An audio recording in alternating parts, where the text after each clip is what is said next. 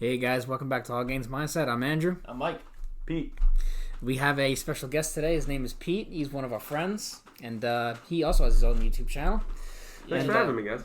No problem. Welcome to our third annual podcast. So, how you doing today, buddy? You finally have off from work, huh? Yeah, I'm doing all right. You know, it's a long day. It was nice to actually be off today. How many days off do you get a week? These days it's been about one, but this week I lucked out with two because they're cutting down on overtime a lot. Oh, so, That's good. Well, that sucks, but at the same time, it's good. yeah, it's to start that whole trend to minimum wage going up to $15 or whatever in like 2024. Is Yeah, that actually so- is that actually gonna happen? Yeah. Yeah, it's by law, but it's a gradual push. I think in January it goes up to 11, then 12, 13, 14, 15. So what happens after it hits? Like every time it goes up $1, doesn't that? I mean, that pretty much screws the whole economy. Yeah, so they have to basically figure out a system where managers who are already getting paid above the minimum, you're going to have to raise them as well, because then otherwise, if in 5 years, if they're making the same amount as a basic worker who just comes in, it makes no sense to be a manager. So they have to work on adjusting that. Apparently, they have a plan. So what about all the people that are like they're working as like people who put on the hard work, and all of a sudden everybody gets a raise, and like they've been putting all that work towards that promotion, and then everybody goes to 15, but they were already, you know what I mean? You know what I'm saying? Like, yeah. I don't know what they're gonna have to do with that. They're gonna have to work out some kind of system to gradually raise those people. So now the McDonald's workers are gonna make as much as the medic people. The McDonald's workers, I know a lot of them are already making 13. Yeah, they moved up. Amazon that owns Whole Foods, they start at $15. Yeah. That's another one, or any Amazon company. Yeah, but none of that is going to be special anymore after. They're the ones that just got a 5-year head start, basically, on every other company. So maybe they'll raise it even more to kind of compete with the market. There's a lot of problems. Well, that's what happens. You know, you raise all this minimum wage, but you also raise the cost of living, the cost of property taxes, of everything. So that's how they get you. So you're not really making more money on anything. You're also, they're just getting you, giving you the appearance that they're improving your life. That's just going to make it harder for people like us to actually, move out. Because there is, I don't know anyone, I said this before, but I don't really know anyone from my high school graduating class that actually owns their own place. In fact, most people I know are not even getting married. Like, people my age, they're not getting married, they're not having kids. Like, back in, 70s and 80s and 90s. Different world. Yeah, completely different generations. And now people cannot afford to have kids and stuff like that on their own. You cannot. And if you do make those decisions, if you, have kids and stuff, you get into this crazy amount of debt. And I see it all over the place. That's why a lot of people are not getting married or having kids. Absolutely. I feel like the only people that are at least doing that are the ones that are in the military. But then they have the backlash of getting PTSD and shit if they actually go into war, go into a battle or something. Then they just have there's always a downside to everything. Yeah, but there's a high divorce rate for the military. There's always been. And for cops too. I didn't know. I found out recently that cops actually have I think it was I heard 70% divorce Yeah, it's rate. stressful That's jobs. insane. You get a stressful house life. so you come That's home how it works. But it's you can't. I mean, if you can even afford to get out on your own these days, especially if you're single and you're not you don't have a group of friends to move out with, and it's. I see most people from my own graduating class living with their parents still. That's why everyone moves south, man. You live in a place like we do in Jersey, and it's the third highest state in the nation in terms of property to live. I think it's New York is ahead of us, and then California. Of course. I mean, so it's absolutely almost impossible to live out here unless you're coming out of college maybe with a master's degree. And my friend's an accountant, right? So he's making good money what he's doing. He was able to live on his own in an apartment, but still the caveat was he had a room with a roommate from college. He couldn't even do that by himself, and he was making good money while paying off school and obviously utilities in his whole daily life. It's impossible to make a living out here. That's why everyone goes south, man. Yeah. You get the same types of houses for a third of the cost. It's just the caveat is there's a lot less work down there too. So the whole balances thing. Relate that to the point where no one wants to go. No one really wants to move. They don't have the ambition, I guess, to leave. The hometown. But it's also hard to even move out these days. Unless if you have already left and went to college, out in college, then it's a lot easier. I know my friend, he went to college in Arizona State. So now he lives in Michigan. Wow, with his girlfriend. That's a life change. He lives with his fiance in Michigan with 7 cats and a dog, but they're living out there, and she has family in Michigan, but they don't live near them. Yeah, as far as I'm aware. and so like like people like that are able to do that, but people like us, there are people that just didn't really go far. Like if they like commuted to college, they didn't like always stay there. They always came home. Like those people, like it's so hard for them to leave, not just because of like money, but because of like it's just what they're used to. Yeah, a large percentage of people. There's some statistic I think out there, so I won't quote it exactly, but like it's well over 50% of people never leave their hometown or those surrounding areas. It's what you're familiar with. It's where you know everyone and everything. Exactly. You grow up here. You might grow up into a family line or so. You might take over your parents' or your grandparents' house as you get older. That's just kind of how it works. But as things get harder in the job market and in life, it's harder and harder to do what our parents did, to do what our grandparents did. Like those days are over. There is no more boomer nation. There's no nothing. We're in the quote unquote millennials. That's what we are, right? We're in that generation, and we get a lot of crap from a lot of other generations. You know what? We've kind of been dealt a pretty crappy hand. Like we're the ones that we're paying for previous generations, and we'll never see those same kind of benefits. Yeah. And those are the things that suck. It's like being set up for failure. It is.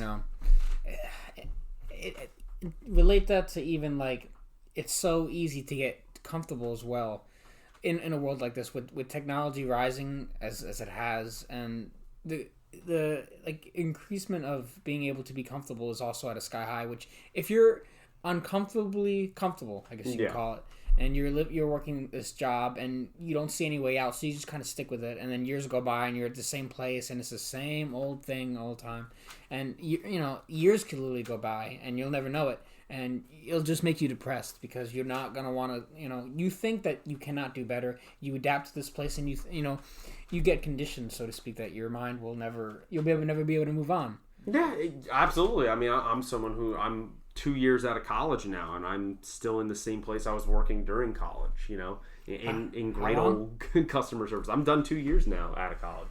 2 years. 2 years out of college, but you've been in customer service how many years now? 6 now. And so it's not fun, and it's not even, in my case, being conditioned to, I love doing this job. It's that the job market is so difficult to find things in your field, or even things outside your field. You want to get into any trades or anything, even that stuff, you need to know people. You need to, be quote-unquote shaking hands behind the scenes kind of thing. Like, it's very, very difficult to make it. People underestimate that.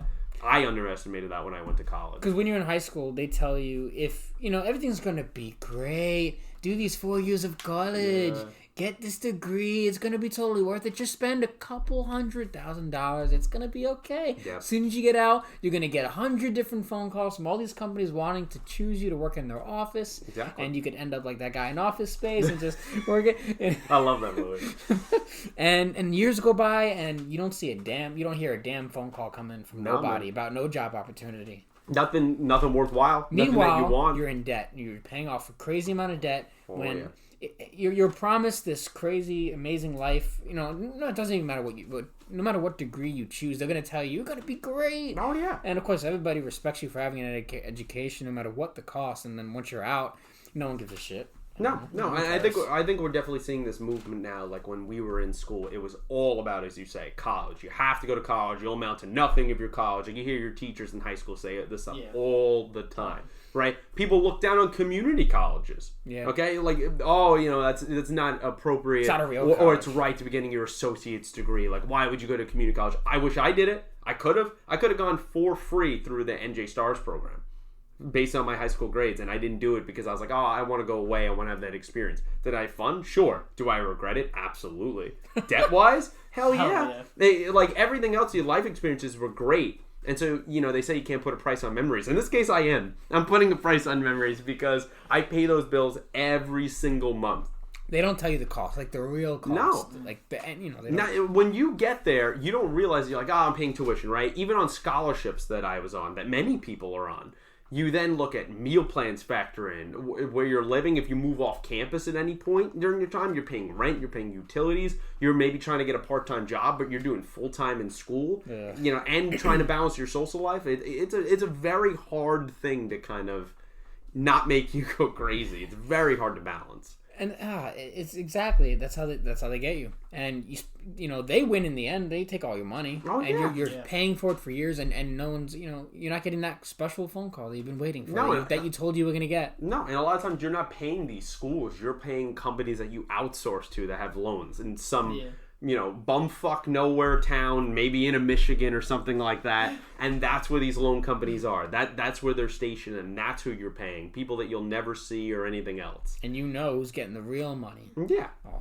And you're supposed to get help from the government, from the state, but if you live in a certain class, if you're even middle class, lower middle class, you don't even declare for any of those tax breaks, those school benefit breaks, nothing. You don't get any of that, and I certainly didn't. And so now you see people now in this generation, my brother's generation, who's like 5 years behind me, is there's now this huge movement of people going to trades. That's coming back from when it was 30 years ago. Because people are realizing that college is not all it was made up to be. Yeah, it's great for experiences, but it's not worth the cost based on your end result. Yeah, I actually see a lot of people as well, as soon as they graduate. In fact, a lot of them are not even, some of them are obviously going to trades, but some of them are actually like just working at these really low, like these customer service small level jobs. And it's the same thing, like I said before, they get comfortable in those jobs and they don't even want to give college a chance because they know what's going to happen.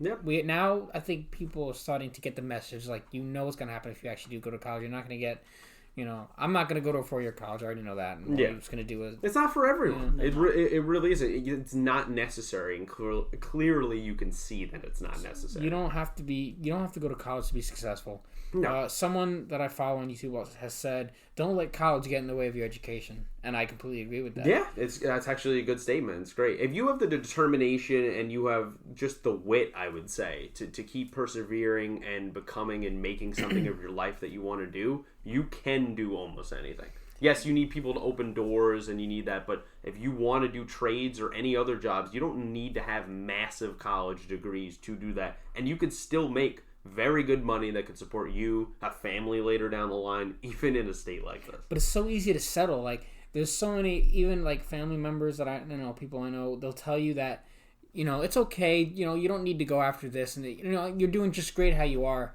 But if you don't like take risks, and challenge yourself, and how are you ever gonna know if you're good at something if you don't take risk and try different things? That's the hardest part, man. Taking risks is the hardest part. Yeah, but not many people are encouraging you to do so. It's easy to just work the same job over, but to have someone come and tell you, hey, why don't you try this and try this, it's sort of hard to get out of that comfort zone. No, it definitely is, especially like when you have bills coming in. How can you look at something and say, all right, I'm going to take this risk at this startup company, or I'm going to take this risk of joining a non-paid internship that could lead to a job. How can I do that? I need benefits. I need paychecks. I can't take that kind of risk. So it's all about taking calculated risks. Yeah. And going to something like college, something like I did, it kind of traps you in. You're not allowed to have that freedom you want anymore because you made choices before. Now you have bills to pay. And now you don't have a choice. You have to stay at those dead-end crappy jobs looking for something better until that hopefully you get that phone call that we always talk about, right? It's a trap. That magical phone call. You just wait for that and wait for that. It's a trap. Yeah. Did they even have good food at that college that you worked at? Because I guarantee it was probably all crap. Always dining halls usually were pretty much shit. But if you went to the custom restaurants that were usually more money that you would pay for, then that's where you get your good food. I remember when I went to Towson in Maryland. We had Chick-fil-A and a whole bunch of sandwich shops down there that were in kind of the cafeteria area, and so a lot of people went there, but they cost more money than your basic meal plan food that's, they'd probably feed into farm animals back there. What they have at the dining area, just what your average cookies and calzones. Yeah, usually fattening foods. Just old-looking mac and cheese and salads that you wouldn't want to touch because you don't know where the last time that romaine lettuce has been. You have normal stuff like that. Remember when Michelle Obama, when she was preaching, she was trying to change the school systems, and she was like, I'm going to give these schools a healthier lunch, and it was fat-free cookies, and I was like, oh, Jesus Christ. Yeah. It's hard. It's hard to. It's hard when you're in college, man. You're broke and you're forced to eat horrible food. Yeah, because it's cheaper. That's all you can do. You're conditioned to do that, man. And I remember so many nights so many weeks where I was just eating Tostitos chips. That's all I was affording, and drinking out of my Brita water filter. Like that's what I was having for dinner. There was no balanced diet. There was no nothing. Yeah. Like, because I couldn't literally afford anything. College literally makes me so angry. I'm in a nutrition class right now, and in this textbook, it promotes like everything I hate. So and the teacher follows through the textbook. So it's like she's just promoting soy. And she's promoting like all these stupid grains and stuff. Yeah, canola oil is good. Yeah, canola oil is good for you, and I'm just getting triggered every class. And like nowhere in this textbook do I find things about grass-fed beef, grass-fed like animals, or like pasture-raised. Like they don't talk about insulin. They don't talk about insulin. Like they mention it, but they don't like they just said, "Oh, clean up your diet." They don't tell you how to clean up your diet. And my teacher just tells the whole class, and it's like, oh, and then he got all the vegans saying, oh, you shouldn't eat meat. Meat's bad for you. Well, wrong, because I'm gaining muscle with meat. So sorry, guys. Yeah, well, they usually find different ways, I think, to supplement their protein. Yeah, they have to take vitamin B12 supplements because a lot of the plant foods, they don't contain all the amino acids. So I think the vegan idea is to get different like foods like lentils and nuts and stuff, and to get those different amino acids and then combine them. But most vegans don't really anyone who's a vegan or a vegetarian, like, I respect that lifestyle. If that's what you want to do, great for you. That's not something I can do. I like eating, meat and steaks and I like steak. I love my eggs, and I don't know. I can't do it. Like, I talked about it on the first podcast where I said that I don't really like, if you're vegan or vegetarian, like, it's cool. Sometimes people do it for like specific reasons. Like, I know some people do it for like religion. There's definitely a big movement going with like anti, murdering. Yes.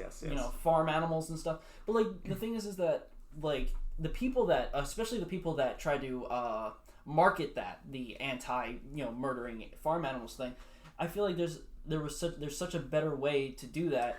Instead of just telling people to go vegan or go vegetarian, just buy products that they treat the farm animals right. Yeah, instead of just hating on all the big thing. Yeah, why don't you just support companies that treat their animals correctly? Like I on purposely, besides the benefits of the food itself, I buy pasture raised eggs, organic pasture raised, because those chickens are treated fairly by the farmers, and in retrospective, I'm giving respect by buying these eggs raised by these farmers because it's out of respect. Same thing with like grass-fed organic, beef and stuff like that. Animals that are treated right, they deserve to have my service, to have me buying their products. And technically, whatever they eat goes into you, and if they eat correctly, then you're technically eating correctly, right? And you're eat what they eat. Yeah. So if the animal's stressed out, it's gonna affect you. A lot of people saw those documentaries, man. I remember watching a documentary in school where it was showing how all the chickens were treated, how they're sheltered in, there's no space for them to walk, they're pecking each other to death,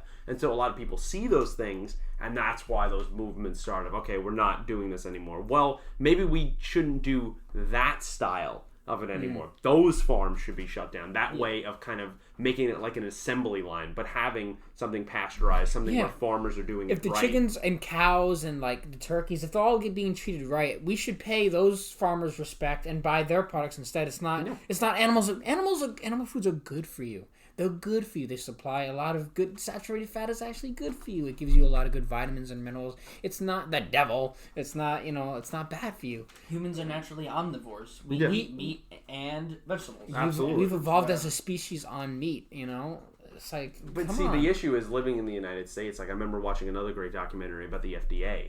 Like, that organization the FDA is supposed to support our healthy living. It's supposed to be monitoring over our stuff, and yet with the sugar companies, it doesn't. And like, they are these type of companies that they're sending people out to these pasteurized farms, of people doing it right, and they're forcing their hand to sell their land so they can move these assembly line factory chicken or cow like farms in there so they can make more profit, more bang for your buck. And that's why you get things like mad cow disease, where like look what you're feeding animals that are not supposed to be eating certain things like corn. Corn, soy. Why are you doing the grains? All that stuff is horrible. Let the chickens just eat the grass and the worms. Like, that's what they're supposed to eat. Yeah. If you treat the chickens right, the food that you eat that they. But you can't get as much money then, because that means you have to have more land. You have to have more space to actually be herding these animals and sending them out there.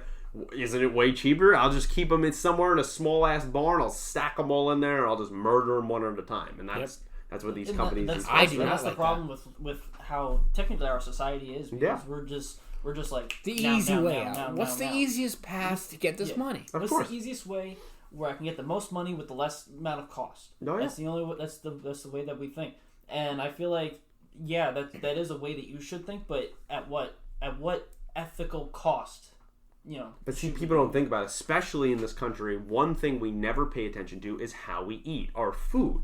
So we turn blind eye to things like FDA. Why is there not more marches on Washington? Why is there not more people protesting this stuff, talking about it going viral? Because people are not aware or they don't care because it's hear no evil, see no evil, right? And so they rather not their food mess with. They rather not be someone that, okay, let's go to Whole Foods. All right, well now I have to spend triple the cost I would at ShopRite then. Why do I have to pay so much money for, quote, better style food, better, living food that these animals are taken care of better? I'm not going to pay that. I can't afford that. I have 3 kids at home, so you have to look at that. And that starts this whole cycle where we can't improve everyone's lifestyle. Why don't we should just work to improve then all that kind of stuff. Like, you're fighting for these people are fighting for all the wrong reasons. Here. When companies like sugar companies, they have strangleholds on government, on lobbyists. It's almost impossible to move these things. And they're these sugar companies also pay Big Pharma. They pay all these people to say good things. Yep. And, they come out with all these studies. Yeah. That the way that you should be eating is bad for you, and eat this. Eat natural whole foods that were produced by good animals and healthy plants. Like get the good stuff, get healthy avocados or get the vegetables. But how do you start that movement? How do you get more people like you guys, right? The way you guys eat, the way you guys treat your bodies. How do you get more people to do that? Yeah, you could do it through the awareness of this channel. Well, but how do you get it moving on like a national scale? Besides spreading the word, it's hard. That's really.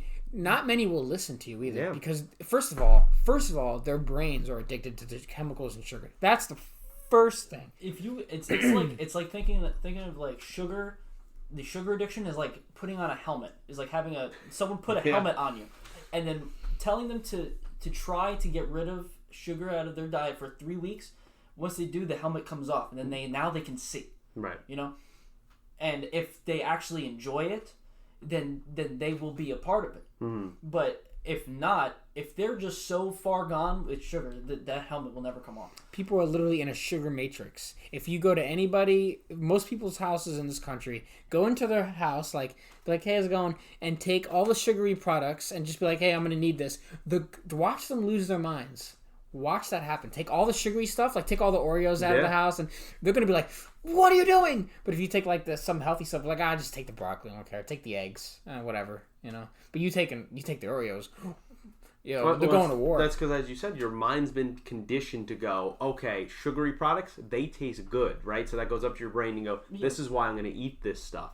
Broccoli. That doesn't, to you get conditioned, water even, conditioned, I don't want this. I'd rather have loads and loads of sugary iced tea. I'd rather have soda, right? Anything with taste. That's the problem that happens. And it's hard. An addiction. It's hard to break out of that addiction. It's like smoking cigarettes, man. Or probably even worse.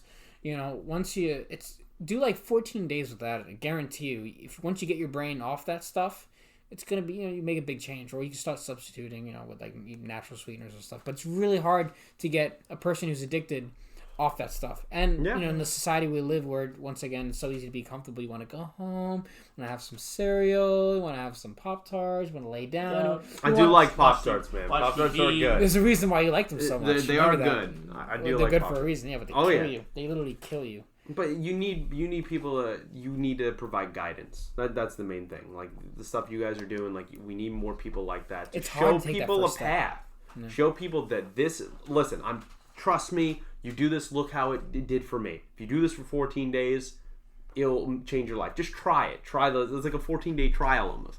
I mean, I know you've had her on the channel before. Look at your friend Allie. Look at how much you changed her life. Yeah, just by 70 pounds. Taking that plunge. There is results. You can see them. If you take that step and just, get out of that mindset that you need sugar and that you constantly need it. Just let that addiction go. Yeah. Let it go. And get out of the mindset too that it has to cost so much more money on your shopping list to eat healthy. It doesn't. Look what we're doing. We're not working big time jobs, and we're still eating healthy. We're still doing it right. Yeah. If you know what to look for, you can do it. And the thing is that these people that they buy all these things and it's so much cheaper for them, and they're not eating healthy. They also eat more times than we do. They eat probably triple, even quadruple as many times as we do in a day. It's snacks, man. You have big meals and then snacks in between. That's what kills people. Yeah, I eat 1 to 2 meals a day. Yeah. Actually, I only had 1 meal today. I had 1 meal yesterday. Sometimes I don't even feel hungry, Yeah, if you're not Yeah. addicted to that substance, you don't need it constantly. It's like you don't need to constantly be smoking cigarettes. You don't need to constantly. It's also the same thing too, where people in this country, especially, they're so obsessed with hydrating. You don't need to hydrate as much as they say. You don't need to drink as much water as people will say. That's not what your body needs. It's not how it works. I'd argue is to say you need actually. I mean, sure, of course you need water, Yes. but electrolytes. Yeah. That's a very overlooked. Yeah, the electrolytes are very depends important. Because what's the first thing you think of when you think of electrolytes? Gatorade. Right? Well, Gatorade, right? That's what people say. Yeah. But then you're one of the first people that turned me on.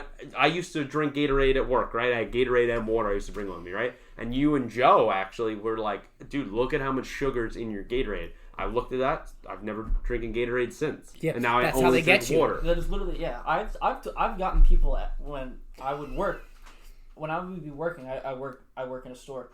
And they would come in to buy Gatorade, and I'd be like, you shouldn't. And like these people will go to the gym, right. People healthy. I've seen them, and I'm like, you shouldn't get those. Right. And then I'd offer them something else. I'd show them, hey, you should probably get this, as it would be a lot better.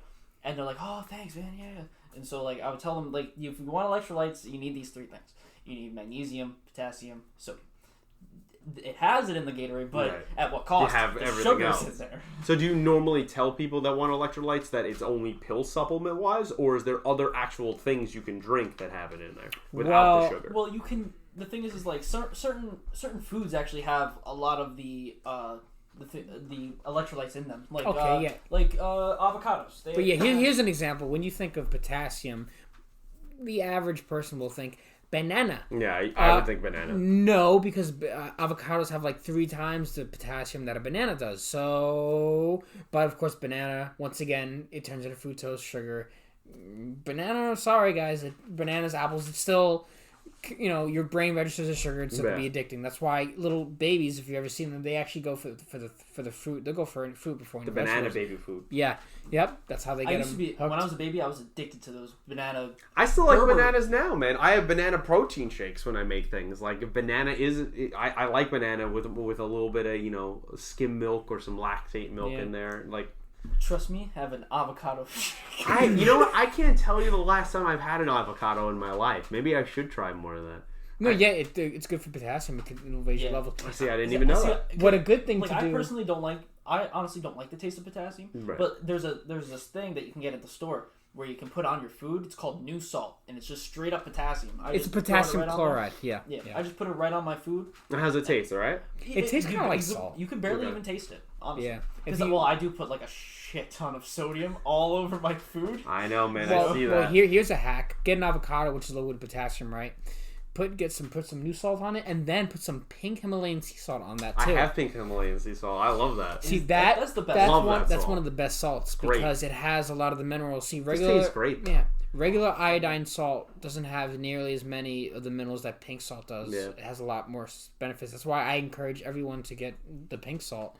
The pink Himalayan sea salt. I remember when you guys did the butter video. I remember when boy! And I remember as a kid, I remember eating pasta, and you would have that spray butter. Remember spray butter? Oh, no. You mean spray soy? Right? So you would spray the butter onto your pasta, and I remember that being like a huge thing as a kid, and then I would love that. And now you realize, like, oh my god, stay away soy. from that. It's soy. And it's so funny because when I was a kid, I used to love pasta with butter, but I never used that. I would just use normal stick butter and just throw it in there. Even the butter I was using was terrible. Honestly. Yeah, when I go to work, I get free coffee, so I bring a container of ghee with me, which I don't know if you've seen that video we did. I didn't see that one. No. What ghee is, it's basically you take Kerrygold butter, which is the grass-fed butter, take all the dairy aspects, all the milk sugars, like every trace of it, and it's gone. So you have ghee is basically the pure butter fat. Okay. Which has a lot of the minerals and vitamins that regular butter does. So I have a container of that, and I have a container of what is it? Organic extra virgin coconut oil, and I bring these things inside to my job, and I put them in my coffee, and all the customers are watching me as I'm putting it, and every time, either someone is staring at me, or they come up to me and says, "Son, what are you doing?" I believe that. Sir. And it literally happens. That's because I'm not joking. by nature people are nosy. That's just they Not are. only are they nosy, but they're very. It's easy to criticize. Very quick to judge. Yeah. Because people want to fit in, right? So you see one person out of the pack is doing something different, you're going to either criticize or question what they're doing, right? That always happens. And the bold ones will just come up to you and be like, "Dude, why are you trying to commit suicide?" And no one wants to be educated either. Yep. They don't want to ask why, but they're going to say, nope. They'll just say their piece, or they'll shake their head, or they'll just stare at you, but they won't ask why you're doing it. And if I ever try to explain to them, they'll be like, "Oh," and then what do? They take that big thing of sugar into the. I see it all the time. Oh no! I mean, we all know Rob, right? Rob would do that at work all the time, like half of the container of sugar in his coffee, and I'm like, people take oh a my 24-ounce cup of like a 24-ounce coffee cup. Take a container of sugar and literally fill 12 ounces of that cup with sugar. I know. I'm saying at that point, it's not even coffee. It's really not. You're just drinking sugar. Like, what is the purpose? Well, they they want the caffeine, but at the same time, they're just we getting caffeine because it's like half of it's just the sugar. They're just drinking sugar. Well, here's what also happens. So you in the morning, what happens is people will get their coffee right, and they put all the sugar in it. Now what I've noticed with myself, interestingly enough, I tested this out. So caffeine, the purpose of it is to wake up, obviously. Yeah. So, and what happens if you have sugar? You get this energy, but then you have this crash. Yeah, so basically, crash, so what happens is it's caffeine versus insulin spike. So when that happens, usually, interestingly enough, I think the sugar wins. So if you drink sugar with your coffee, I think that even with that caffeine, you might have that crash anyway. You know what I always notice, right? Because I'm someone, obviously, I drink coffee pretty regularly. We have to. And then I'm also someone that occasionally has had something like a Red Bull, right? Like an energy drink. I can always notice the difference. And I don't mean by taste, obviously, or anything else. I mean, like, when I have a coffee and, like, let's say I'm tired in both instances, Is this right? black coffee? Yeah, a black coffee, maybe I put a little milk in it or something, right? Some Which is not Colombian coffee with some lactate milk or something, right? That's usually I don't put anything else in it, right? No creamer, no nothing. So I'm drinking that coffee. I feel like that will wake me up and give me more of a lasting ability to stay awake throughout a day. Now, I have something like a Red Bull, right? And so now I can feel like I feel different, okay? I don't feel like my normal self that maybe a coffee would wake me up caffeine-wise. I feel like I'm almost like jittery, like I'm on a drug. Like that's what I feel like. And I don't feel like I see correctly, or I feel like it's different. And then I always notice that you're heightened for 2, 3, 4 hours, and then you immediately feel the effects of being exhausted. You feel worse than you did before you took the energy. The amount of sugar they put in those Red Bulls and Monsters is insane. Yeah, man. It makes your heart feel terrible. It's beating so fast. Yeah. It's same with the 5-hour energies.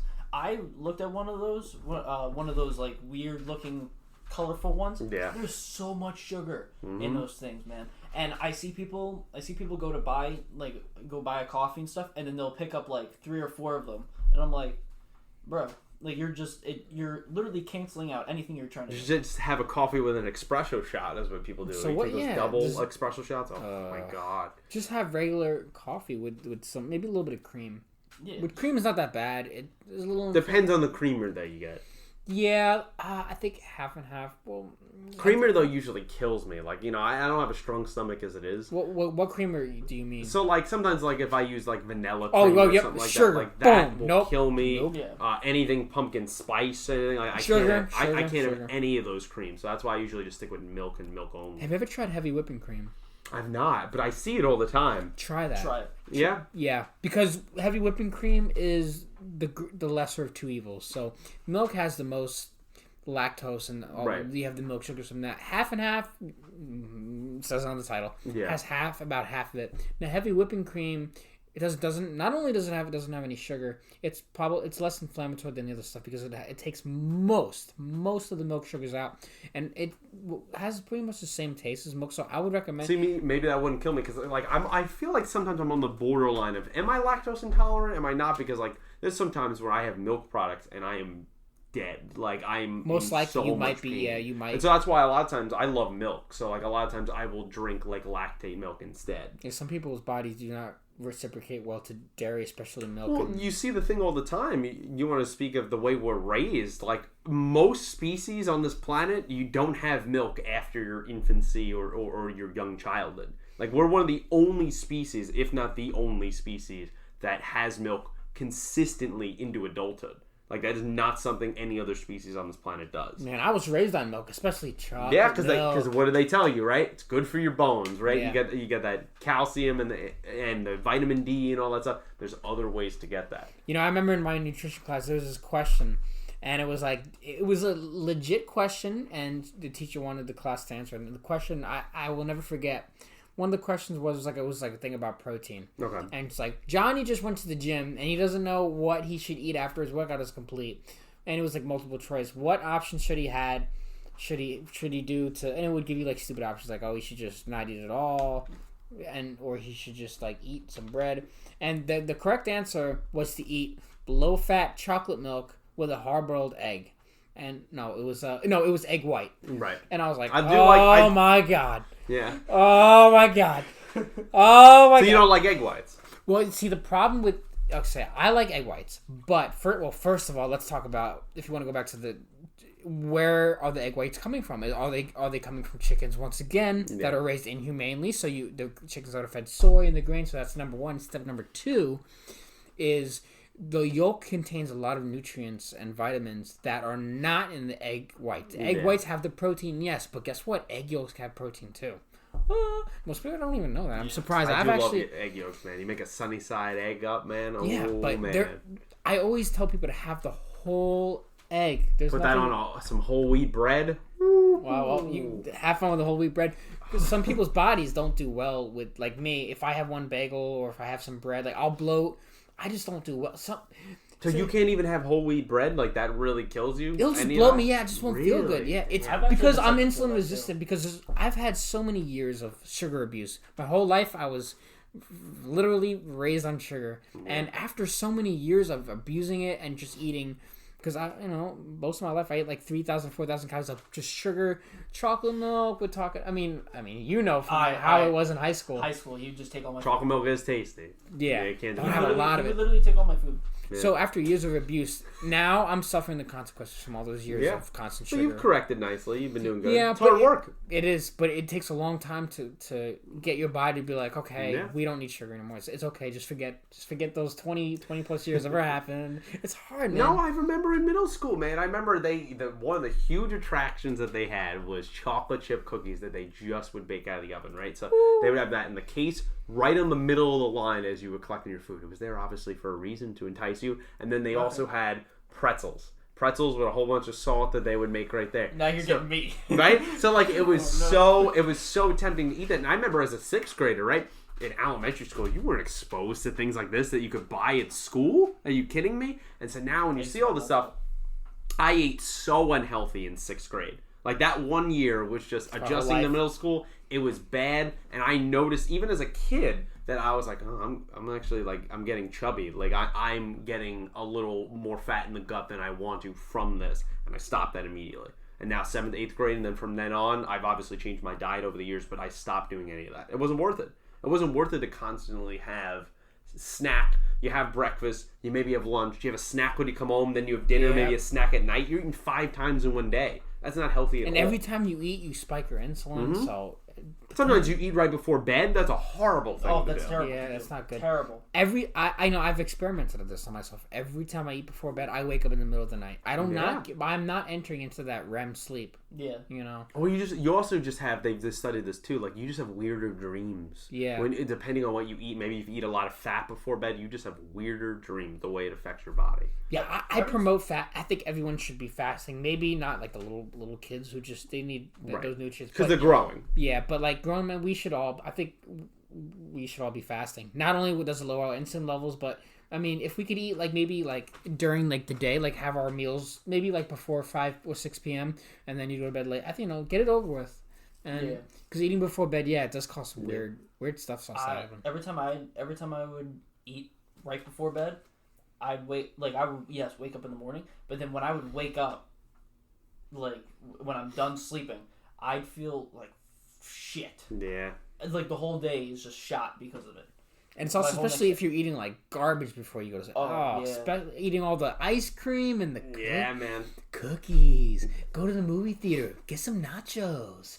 I do love nachos are so good. I know, it's so tempting, but you have to limit yourself. Get some popcorn filled with soy butter on it. Yeah. You can see people sit there and they have that whole butter dispenser and they just keep clicking it over and over and over. Well, that's my theory.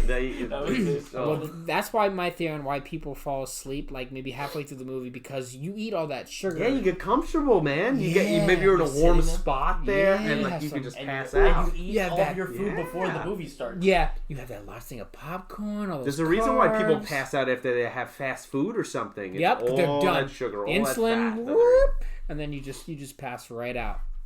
Yeah, it's definitely true. It's crazy, man. I've always, I love that every day. I'm always learning new stuff, man. You gotta learn. I noticed that people don't want to learn new things. Yeah. Like it's weird. Like I mean, I was like that too until like the year after I graduated high school. I didn't care about knowing anything else, and then I started to get curious and I started reading books. And I never read books in high school. And I started reading and I started understanding a lot. I started asking questions. Always be asking why. Never assume you know the answer. Yeah. Never assume that you know everything too. Yeah. But we don't even want to know anything anymore. People, it's easy today. Unless you like go through trauma or something, and he's like, okay, like you get divorced, you get broken up. Okay, that's it. I'm gonna go to the gym. I'm gonna change my life. Right. That's it. Unless you hit that that rock bottom, you don't want to know anything. You're comfortable. It's okay. I'm plus size. It's okay. I'm just big boned. I'm okay. Yeah. It's okay. She'll love me for who I am. People are in that lifestyle where, especially in today's day and age, like everything's more accepting, right? And so there's nothing wrong with accepting and having that loving environment, but also people need to realize that there is ways to change yourself. There is ways to have a healthier lifestyle, to prolong your literal life. Like, do you want to live? Most people, I think pretty much everyone would say yes, right? Well, then these are the things you need to do. And hey, it's hard work to do that. Yes, it is. It's not easy. Is there not some days even someone like you just doesn't want to go to the gym, but you make yourself go? Pretty much almost every day. Yeah. I don't want to do... Man, we go at 6 in the morning. So we go like 6, 7 in the morning. So and he cannot function without 8 hours of sleep. So when he wakes up and he does not have 8 hours of sleep, he's like, And then... Some people genetically do better with sleep without. Like Mike can do the performance I can do with 5 hours sleep, and I need 8 to do what he can do in 5. And see, now I'm completely different from you guys because you guys are morning people, and I do it at night. You know what time I got to the gym last night? 1:30 a.m. That's when I got to the gym. That's just the time that I'm awake and my muscles are awake and I'm willing to do work. I think as long as you're working out, I mean, there is no excuse. You can do a workout. Notice how I said a workout. You could do something. If you don't have a gym membership, just do 100 push-ups. Do it at home. You can look up on that actually. Do some sit-ups. Go check it out. Exactly. You could look up any YouTube videos. You could look up your own training sessions. There's things you could buy. I remember 10-minute trainer was a thing I had for years, and that was something from it was like Body Works or whatever. Buy my P90X, guys. P90X was a huge thing. 7 second. Remember the abs. Insanity workout? Oh, Insanity God. was another big one too. Christ. You can do things at home. Yeah. We just promote comfortability. Like we promote weight, like an overabundance of comfortability. Like people say, like, oh, you got those big models, and it's like, oh, I'm comfortable in my skin. Meanwhile, they're like morbidly obese, and they're just promoting just to be unhealthy. And people are like, oh yeah, just you do you. Like, no, don't do her. Don't do her. Because I'm sorry to say, but you're literally promoting, not only you're promoting obesity, but you're promoting an unhealthy lifestyle without maybe even realizing it. It's an accepting culture now, right? So like, where's the line between saying, hey, you should change your life, or hey, it's okay to live the way you are? It depends. Is that person have a literal like glandular disease where like that's why it's harder for them to lose weight? Okay, that's understandable. Or is it you've let yourself go just naturally. That's what I'm saying. And because you're the way you are because you could not literally control your appetite or your urges. And you were unwilling to work or exercise to do anything. Everyone on this planet is a human being. You're supposed to have some type of exercise every single day. You should be doing something. We're not meant to just sit down all the time. If our species was meant to sit down, we would not be where we are today. No. We accomplished... The reason we're here today as we are because we've accomplished so many great things that our ancestors have done for us. Yeah. They've built pyramids. They've built all these buildings that are around us. It's incredible sometimes. Hardworking people made these things. Imagine if everyone was like, nah, I don't think so. Yeah. What's the point of building anything? I'm just going to relax. You know? I know, so I'm connected with my Fitbit here, right? And so I love getting this thing because in my job I walk all the time. The American Heart Association says you were supposed to walk at least 10,000 steps a day to have a healthy lifestyle, to be on that path, to have a healthy heart. Yeah, a lot of people are not walking at all. How many people are doing 10,000 steps a day? How many people are doing 2,000? Right. Yeah. I mean, wow. If you're getting into your car, you're driving to work, you're sitting in a cubicle all day, you leave, get back in your car, and go home. Were you doing 10,000 steps? Probably not. Yeah, and you're not. When you get home, you're probably so tired from your day that you don't even want to do anything. And then you just sit down again. And you go back to eating your sugar. It's just it's so easy to be comfortable. I mean, at least watch a movie that motivates you or something. I think it's important too, as we talked about, that if you're in that kind of lifestyle where you're in a job, which is nothing wrong with it, if you're in a profession that you're not really using your body, you're not having any exercise, maybe you're sitting down all the time, you should be more motivated to go to a gym, to go out, to do activities. Walk around a track in a park for an hour. Yeah. Get the steps like that. Yeah, it doesn't even have to be a strenuous activity, and anyone of any age can do something like that. Yeah. My dad, he was rehabilitating from knee and back surgery, right? Yeah. And so one of the things he started doing is, since he can't lift the way he used to, is he walks every day around the track at a park. That's a good thing. Every single day. And it's improved his breathing, it's improved his heart, it's improved his mindset. Yeah. It's just the little things like that it's important to make a schedule in a busy life that everyone has and stick to that schedule. We're all busy, but fit some type of exercise into that schedule. And you'll feel a lot better once you do it. Yeah. You feel accomplished, much better. Your body feels better, your mind feels better. It's just worth it. Yeah, nobody wants to exercise. No one wants to do that. But once you're done, you're like, thank God I did that today. And you literally, it does, I forgot what it does exactly, but it does something with the chemicals in your brain.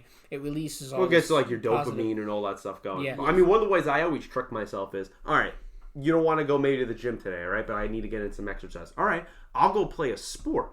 Because in my mind now, it's like, all right, I'm having fun playing this sport with my friends, not realizing that I'm playing for 3 hours of basketball. Look at all that activity my body got. But I didn't think of it as work. I didn't think of it as, oh, God, I got to go to the gym again. It's, no, I'm having fun with my friends, and I got to work out in there. Yeah, people will do more to avoid pain than to gain pleasure. Exactly. So trick your mind into things like that. Another one of my huge activities I love doing is tennis. That's an incredible, strenuous activity on your heart, on your muscles, on your body. It's a great way to stretch, to get your cardio up, anything. And you're not even thinking that when you're in the middle of a match. I haven't played tennis since we should play sometime. Yeah, no, absolutely. Is tennis hard? I've never. I haven't played that. To learn, yeah. It's not easy. That's what I thought. No, it could be, right? You just because you have to hit it properly.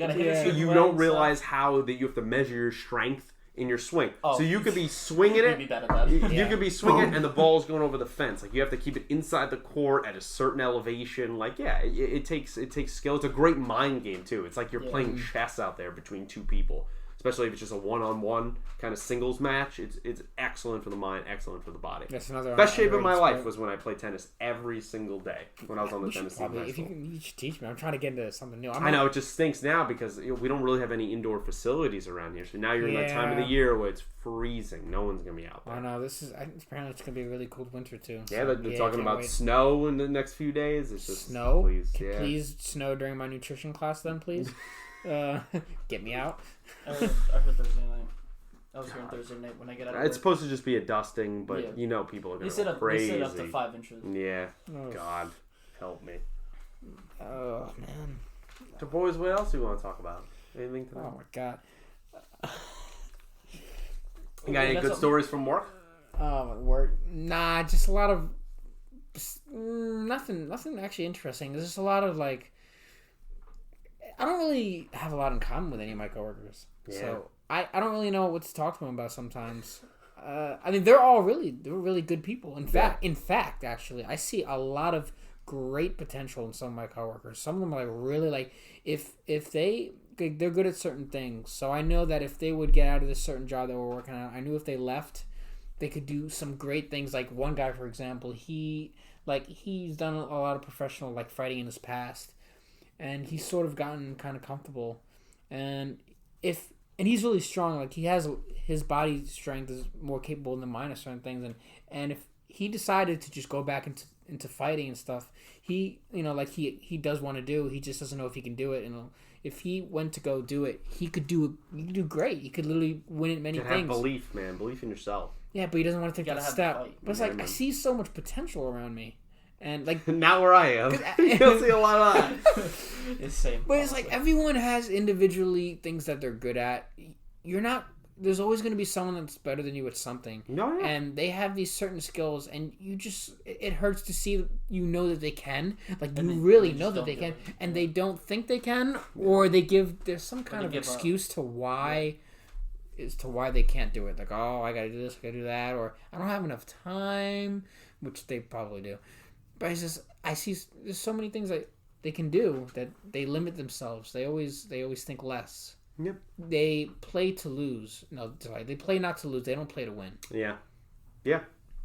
It's hard. A lot of people go through that lifestyle, man.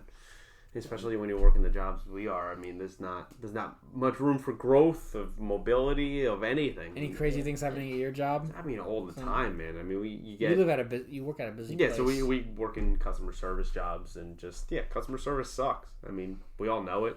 Yeah. I mean, almost no one in customer service enjoys actual customer service 100%. You just don't. It's a very hard job to work. It's a thankless job.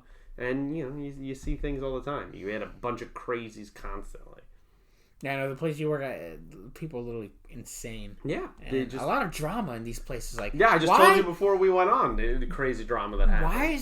Why is everybody so upset, I mean, besides upper management of these companies not really caring about their employees, which is a whole other thing. Oh, yeah. But it's just, like, chill. It's just, no, man, it's not even a big deal. It's just they get bent out of shape for the littlest things. I know. Oh, you didn't put them a receipt. That's a huge, monumental shift in their life, apparently. Hey! And I'm like, it's not. It's not a big deal. Sometimes it's not your fault. I'm sorry, the machine broke. It's not me. I didn't do that. I served you the best I could. And people need to be more respectful of people that work in customers, service, and they'll never will be. Of course, you get gems. Okay, you get great people out there sometimes that treat you really well. They are so far and few between. It's not many. So rare. Yeah, I have at my where I work, I probably have like 3 customers that I see every day that are 100% pure. You get gem. Your regulars, pure gem, and I'm so thankful that they're regulars. Yeah. I'm so thankful. But then everyone else is just complete utter garbage. It's like you could be having a great day and everything's would be going nice. And then you get someone that comes in with that attitude, and that's it. It ruins your whole day. It really does. All it takes is one. Because it just makes you feel bad, right? You didn't even do anything wrong, and either you're angry or you're sad about how someone talked to you, and you can't even say anything back because that's how someone loses their job or gets reprimanded. Like it's incredibly difficult to do. Or like certain. I don't recommend it. It's taxing. It gets taxing. Yeah, it's mentally taxing. It literally is. Or like certain coworkers, if they're having a bad day and they spread that negative vibe around the area, and then it hits everybody one by one, and it just brings down the mood. I can't do it. I used to have a coworker years and years ago, right? And so he was from the South, and he came up, right? Had a very dramatic family lifestyle, right?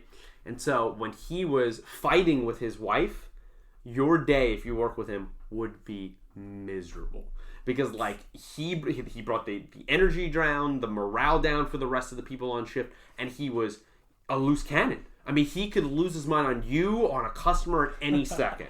And, like, that is, it's like walking on eggshells, and it sucks. And then there's days where he's good with his wife, and he's one of the best people to work with. It's great, it's fun, you're joking, you have similar interests, and you're talking about them all day long, and the shift goes by and feels like 10 minutes, and it was 8 hours.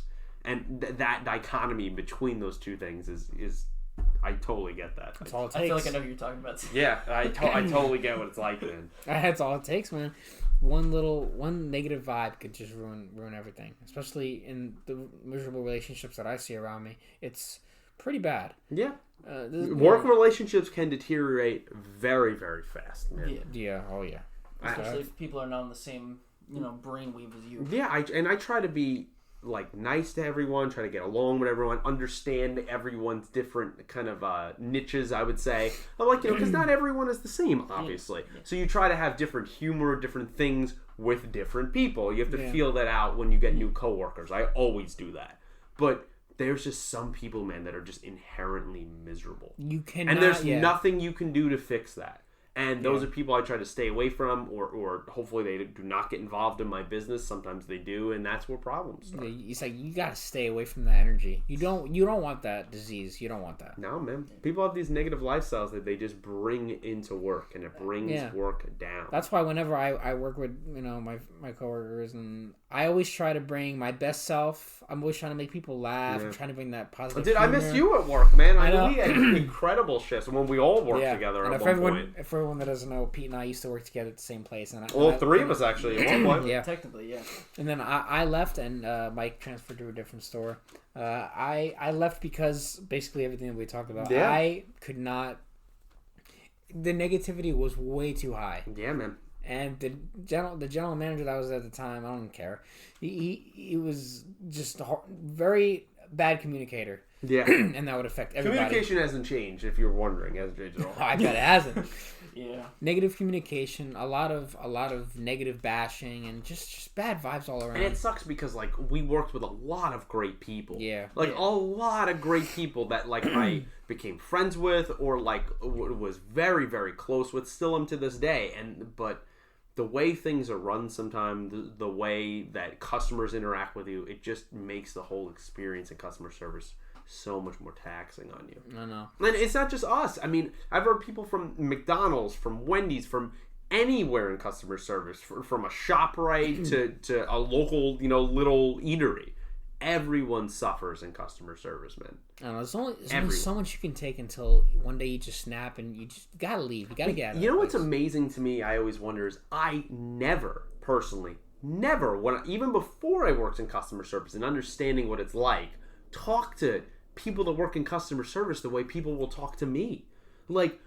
How are you raised at home that a complete stranger who's doing something for you that maybe something's not even their fault, you're going to take something out on them? What kind of person are you to do something like that? How were you raised by your parents, or how is your household? You probably weren't. That stuff always amazes me. And a lot of the times, it's not people our age. Sometimes those are the people that are actually the coolest with you. Yeah, it's the people that are older than us, our parents' generation, the grandparents' generation, that those are the ones that you're treating us, quote-unquote, millennials, like we're garbage. Yeah, they literally have no choice. Are you the two generations before that were supposed to be teaching our generation, and yet I feel like sometimes I'm teaching you.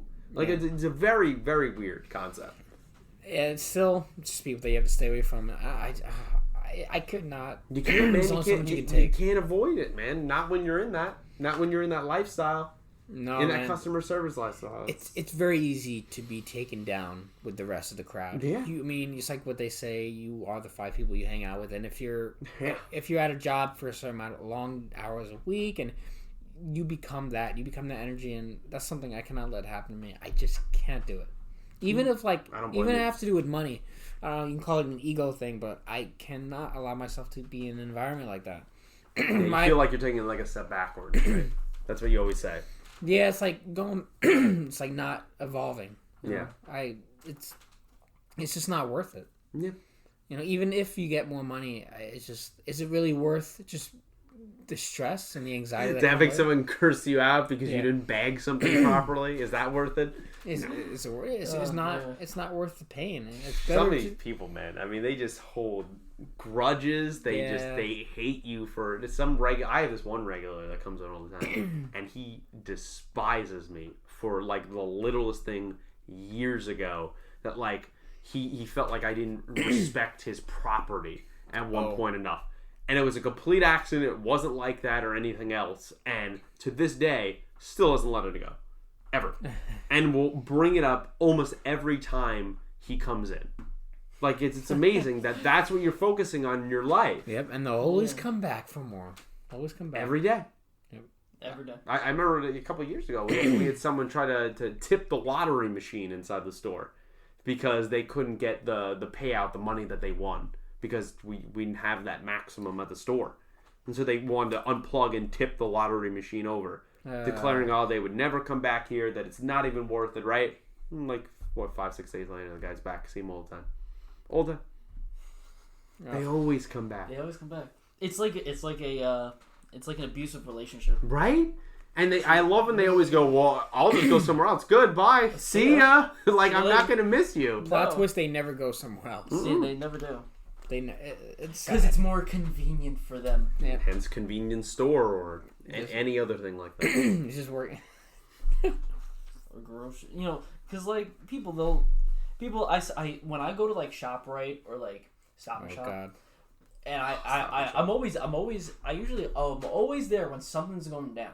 Of course. When I'm going there to shop like for my stuff, there's always that one person that's going crazy about something, and they're screaming, and everyone's like, "Yo, calm down, I'll never come here again," blah blah blah. Yeah. And then I go there like a week later, or at a different time, and then I see them just always.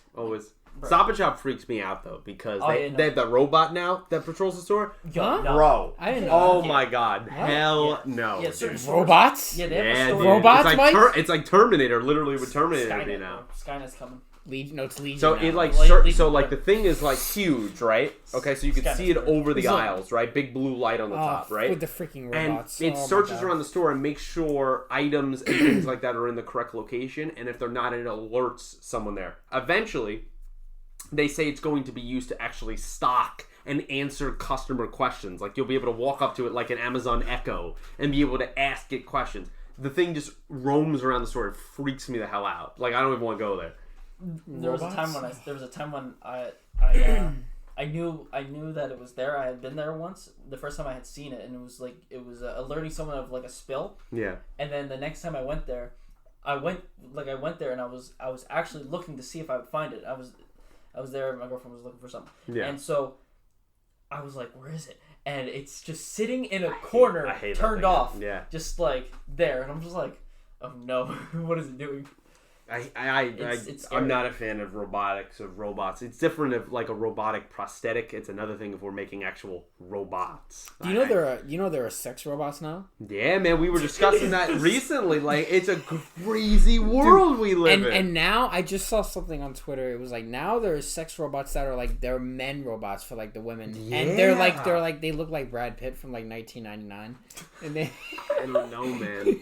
I mean, that's a whole nother discussion. You want to talk about what happens to people in the world of just this, of our sexual climate. It's just strange. It's getting bad. That is to sum it up. Bad. It's literally there's an online catalog. There are like websites of people selling sex robots. Yeah, man. Because a lot of people are not getting laid. First of all. Yeah. Second of all, we're not even seeking it in the first place. Yeah. Well, there's an actual study. I'm being serious that compared to like the maybe 80s, 90s, like previous generations, less men now are getting laid than compared to like previous generations, and women are equally getting laid. I think it was 80% of women want to 20% of the men, whereas 75% of the men are okay with like some of the stats. Which is crazy too, because we have a more female planet. There's the majority is females on this planet, and yet that's a weird stat. Yeah, but the females want the top 20 of men. What they'll call. It's just I'm saying it as a demographic, but they want the alphas males. Yeah. Well, that's also that goes way back. That's like programmed into everyone's brain. It's in their brain. That's how it works. But it's like naturally like 80%, but.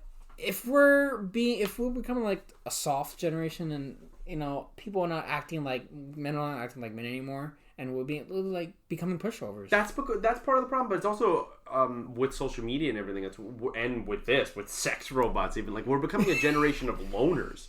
Like Yeah, no one wants to connect. No one wants to have companionship, even on a friendship level. Like people are not leaving their houses because they could talk through a laptop, phone. Have you seen those pictures of like people together, but with their phones? But they took the phones out of their hands, so they're just like standing there like this, just looking at their hand.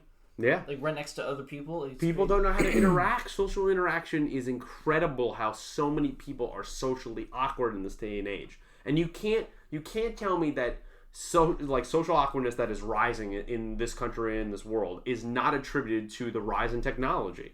People are accustomed, they grow up with it. My life is completely different in 5 years than the life my brother has grown up in. Okay, I had dial-up internet growing up. Okay, he never seen anything like that. Yeah, well, it was like another study too. It was like it was from the 90s. It was like a graph of how people met, and in the 90s, like whatever year that was, but it was like family events or church. Bars is probably a big one, I bet. Bars, it was all these social events, and then there was another one of those surveys taken in like 2016, and it was like, and online dating skyrockets compared to everything else. Like, no, there's evidence right there that people no one's gonna go out and try to meet people anymore. It's more of it's harder too, though, man. Yeah. People are scared, and they have a right to be scared. Our culture, without getting too much into it, is completely different. It's very hard to go up to a strange woman, per se, right? And I'll do it. Start a small talking conversation. You don't know how she's going to react to that in today's day. Yeah. That's a dangerous proposition. Yeah. That's why people stick to online dating. And guys are getting Me Too'd. Yeah, people getting Me Too'd out there. And, you gotta be cautious. Yeah, on both sides. Being scared.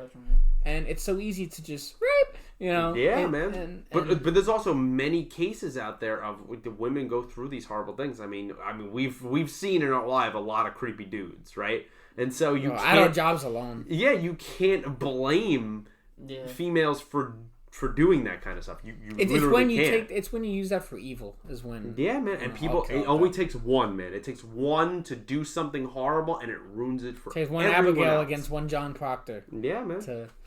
To just start the trend. Nice one. That is good. Yeah, I haven't read that in a long time. Yeah, and that leads to sex robots. Yeah. Yay! I can't believe that. Even robots in general in Japan, it's a huge thing. Like them at McDonald's that they just serve you. Like that is so foreign to me. And it's so crazy that like I'm gonna go into this whole spectrum, but like Disney they're creating animatronics to do stunts. What? Yeah. What kind of stunts? They are developing animatronics to do flips and shit. Oh my god! It is a crazy motherfucking thing I've seen. It has begun. I've seen some crazy things, bro. These it's gonna turn into like. They're gonna make battle droids and just. Oh man, I remember in Chuck E. Cheese as a kid, I was freaked out by that animatronic band, that robotic band, the way they move. I hated that. It freaked me the hell out as a kid. I don't want to see any of those things doing stunts and are more acrobatic. Hell no. Man. I've seen some crazy things, man. I do not want to see that, man. The internet is a crazy place. It's almost as bad as like how movies and stuff and woke movies are coming out now. Movies. The woke movies. Did anyone see the new Terminator by any chance? No, Dark Fate. No, I didn't see it. How you saw it? I saw the opening like 5 minutes, and I saw the first opening like 5-10 minutes, and they make one of the worst choices ever. Because I heard it wasn't that bad. I heard it was better than at least the last two. Well, yeah, but how much is that actually saying? Yeah, I mean, I know it bombed at the box office. You know what's really woke is Batwoman, the Batwoman show. Dude, don't even get me started on this, man. Come on, man. Oh, how so woke. Have you watched them? I've not watched them. I've only heard about. I've not caught up yet. I watched some of the first episode, and it's apparently episode 4 is the most woke. I don't know, man. Our friend is watching it now, and he's torturing himself with that because I don't know how he's doing. These shows and these movies are promoting this agenda, and I don't like where it's gone. I really don't. And it's like with The Last Jedi, how Rey is like Star Wars. I mean, you want to get into a conversation about that? You're gonna have a lot of angry fans out there, man. A lot of angry fans. It's like Last Jedi where Rey is just good at everything. I don't think I that has nothing to do with female male, man. That has to do with no one knows how to write a character correctly anymore. That's one of the problems. Yeah, no one gives anyone character arcs. That's one of the biggest at problems. all. I know. It's like all these new movies, I can't relate to any of them. I can't relate to them anymore. Like select few killing, movies. Like that new Predator movie. Dude. Yeah. Oh like, my God. why stop killing my childhood? My dad watches that like all the time. I'm like, why? It's like stop ruining my. There's all like these remakes, man. There's like one scene that's like funny to me, but then like everything else is just dumb. I remember even seeing that trailer, and I was like, "Holy God, this looks terrible," and it was.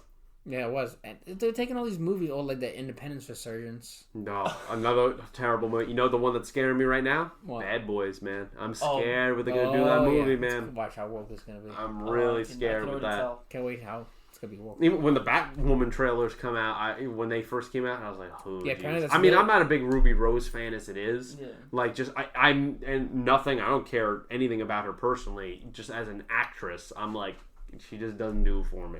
She doesn't. And maybe she could grow into that and she'll be better. I heard she wasn't bad in the crossover when she was with all the other heroes, but being by yourself, I don't know.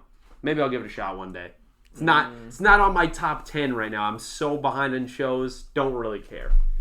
I don't have time to all the shows that I'd like to watch. There's just it's not on my bucket list right now. It's a fine line between entertaining people now and promoting an agenda. You can't seems to do be the one trend. Yeah. too much. I feel like there's also a third that's always hidden, is to keep people sedated and to keep people looking in one direction and not outward. Look over here while something else is going over here. Yeah, but this whole woke agenda is getting old real quick. It's just like it's in everything. It's got to be done tastefully, I think, is the way to do it. If you're doing it story purposes, it's done tastefully. That's where it has more of an impact than some other shows doing it.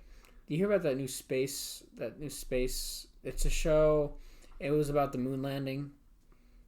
I know that there was the recent movie that came out where what was it? Brad Pitt was on the moon. I think it's like some that? show on Apple TV. No, what was it called?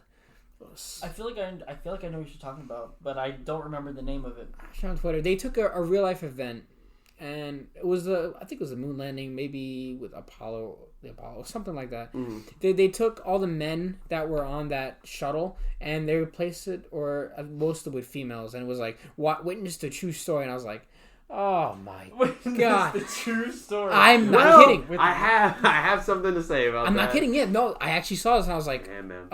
like it was a true story. The writers and the producers, they took all the men that went on that mission and then placed it out with women based on a true story of how this acted. And I was video like, games do the same oh thing. My God. Remember the whole controversy with Battlefield 1?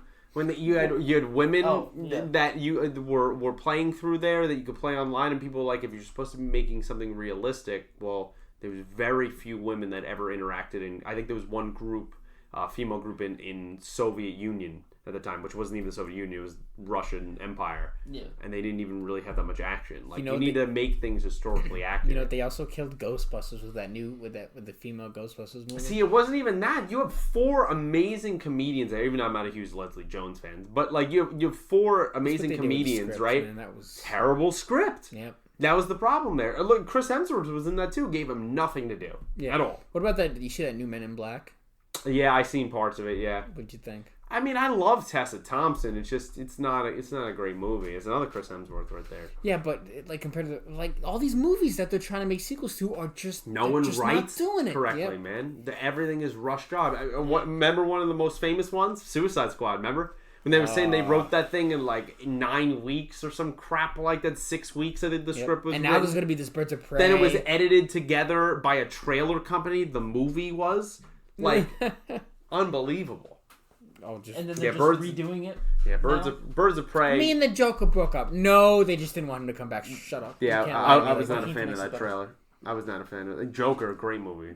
Joker, it's weird to say, but there's a reason why this movie is making so much money. One of the most profitable ones. There's a reason why this rated R movie is what I think it's top. The most profitable R rated of all time. It's because people, in a non psycho killer way, they can relate to this situation. Yep.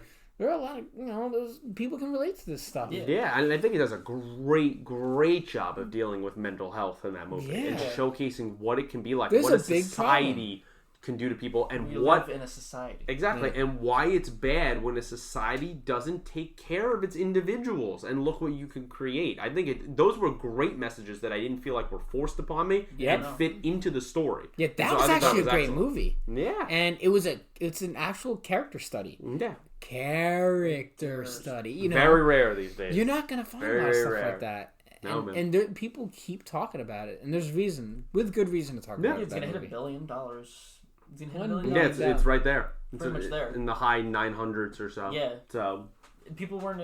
I know a lot of people that follow movies and stuff. They weren't expecting it to actually hit 900 million. I was like neither. like over 920 million, and it was at 960 or something. I was expecting the movie to suck when I first heard about it. I was like, oh, that Joker movie. I was not it's a fan good. either, man. I was like, we're doing another Joker with another Joker already in the universe. Like how it's a spin-off movie that doesn't take place in the DCEU. And look, But it's what we it's got their was- best movie. It's their best movie. It's their best movie. Yeah, and they're can't going to make even- more now. So, Well, they're not going to announce anything until after. I don't really after want a the award Joker season. 2, man. I don't want to. I like that it's a one-off. It ends. know. It beautifully begins and ends, and that's it. I don't think I need anything else. I don't either. You know they're but- gonna because of money. But they're not gonna announce anything until February, March after award season. Yeah, you got Wonder Woman coming up next year. That should be interesting. I mean, the first one I enjoyed. was good. Yeah, I enjoyed. The first one was Is it fine. the same director? Yes, it is. Still Patty Jenkins, and it's set in I think in '84 or something, right around the Cold War. What could have happened in the 80s that she came out of hiding? And She's Chris fighting Pine- Cheetah, I know, who's played by Oh, Kristen yeah, that's Wiig, true. which I don't know how that's gonna really work. Her Yeah. playing like a serious character, but And apparently the guy that died is no, yeah, alive. Chris Pine, Steve Trevor, yeah, he's somehow back. Maybe He's it's an somehow alive. ancestor or something Somehow that looks he's exactly like him. Who that knows? would be interesting. It's gonna be weird. And then Aquaman is God knows. I mean, that's so many years away. I think what is it? End of 2022, I think it is, or something like that. Something crazy. Yeah, but for the most part, I'm just not seeing good movies anymore. I mean, I think the last thing that actually had me on the edge of my seat was the combination of Infinity War and then Endgame a year later. Yeah, and those are just gigantic blockbusters of where it's very paid off, very fan service. Not saying that's wrong, but like the last time I really have like I obviously love those movies, but Joker was something. Like it was nice to see something different in a movie theater. I love that experience. That was fun. Yeah. Yeah, it was actually. I was like, wow, what's gonna happen next? I was just really interested in the story, and I want to see what. You know what? I happened. haven't still seen It Chapter 2. Neither Still have haven't I. seen it. I heard it wasn't great, so Yeah, that's no. why I'm like not. Yeah. Did you see it? I watched it on the Illegal Movie app, and How was it? Not as good as the first no, one? best part was Bill Hader by Yeah. far, definitely. See, that stinks, man. I But it's hate just that. once again, just script. It just wasn't intriguing. The first Yeah. one was like cool, but it was like it was the same thing as the first one, and there was a lot of flashback scenes with the kids who they grown a little bit older, so they CGI'd them a little bit, and you could tell it was CGI, so it just took you out of the moment. Yeah. It's just not. And it was way too long. Yeah. See, that's what people I said had to the first pause one. it and then watch it again another day. That's how you know. It's like this does not need to be 3 hours. It's a gigantic book too. It's over 1,000 pages. Yeah. So. Yeah, but I was like, make something like The Shining again, 1984. Well, I mean, they're doing Dr. something Sleep. similar. Yeah, with Dr. Dr. Sleep. Sleep. But yeah, I do kind Stephen of want to check King. that out. I do. I Yeah, I don't know. I'm not huge into the horror genre, so it's not the inner world if I miss it. But Ewan McGregor is my boy though. So I do love him. Obi-Wan coming, man. I know. He's a great actor. He's honestly a great actor. I feel like Ewan McGregor. Would, He's not given enough exposure, I think, or he just makes some interesting choices. One of them will be him playing Black Mask in Birds of Prey. Yeah, that should Yeah, be like, interesting. and he was Christopher Robin. Which wasn't great apparently. They're Yeah, just coming out. Yeah, they're just coming out with these. Because bad what do we got movies. now? We got November 6th. It technically is now 6 days until Disney Plus, man. 6 days. Mandalorian Yeah, man. is gonna be a good show. Yeah, I hope so. I I really hope so. I feel it. You see, they I think it was Agent May, Ming-Na. Yeah. She got announced for the show too. Great, add more amazing people to the cast. There's so Love many. it. There's so many great people in the show, and like people that have seen, like like all those media people. They've seen at least 30 minutes of the show, but it's of like 3 different episodes. Yeah. Like, they're not trying to show them like everything, but they're showing them like segments of certain things. And I they believe they in say Dave it's, Filoni, man. They say it's really good. Yeah. They say that they're not skipping out on. We've like, never got any of this, man. Live action Star Wars with a great budget, apparently. Yeah, it should be interesting to see where this goes. I'm excited. Are you getting it? I haven't decided yet. I've not. I want it so bad, but I don't think I'm gonna pay for it right now. So I'm saying I have Mike. I bought 3 years. I know. I have Mike here to just tell me all about it. Oh yeah, I'm gonna spoil it for him. You can't even share your account. They shut that shit down. Can't No, shut that shit down. It's not like Netflix. It's one person to one account. Yeah, that's gonna. They don't want any of that sharing. That's gonna cause some problems. Oh yeah. I guess I'll just go on Wikipedia then and just look at the plot. I'll watch it at some point. That's probably one of the reasons why Terminator Dark Fate failed so much. Because you could easily just go look at the plot anyway. Online. Yeah. That movie was... when that director... there was some post about that where he literally just said, you suck to your fans. He said something about, if you're a misogynist, you're not going to like this movie, or you're going to... Or what was it? Mackenzie Davis is gonna scare the hell out of. I love Linda Hamilton though, man. Like that's what I want. I think she was good. Yeah. I watched that. I did watch it. She was good, pretty good in the movie. She was what you'd expect, Arnold Schwarzenegger was good. It's supposed to be a continuation from 2, right? Because they got rid of all the other. I don't like what they did to Arnold Schwarzenegger's Terminator because it was just kind of like they made him do things that a Terminator would not, in my view, would not normally do. It just kind of doesn't make sense to me. And I feel like there's, in my opinion, there's a hidden message in there that I don't like. So I like Gabriel Luna though. No, I didn't have a problem with him. I think he was fine. Yeah, I think he's not as good as the T-1000 and T2. Nothing's good luck beating. I've been watching the second one a lot recently, and because different clips on YouTube, and that T2 man is just great. So even for the time, because that's what 91. Yep. Right. So at the time, to look at. Hey, you didn't need any crazy CGI or anything like that. They had a little bit, but it was good What CGI. they had, the practical effects, it was... Skeleton on the fence? Oh, man. When he cuts his arm to show Dyson, and he has the whole hand underneath, that practical effect is amazing. It's incredible. That's great. I wish more movies did that. I know. You don't have that originality anymore. Everybody's just trying to go into the sequels. They're either trying to make a sequel out of something, or they're trying to be woke, and they put their agenda in there. Yeah, they're trying to either make a remake or just bad script, Yeah.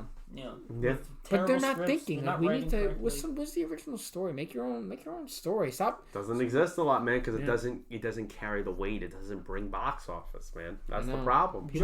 I feel like Joker is the exception on that. He's one of the only. Still, you have the Joker title, right? That character is synonymous throughout pop culture. But the story that they gave us is original.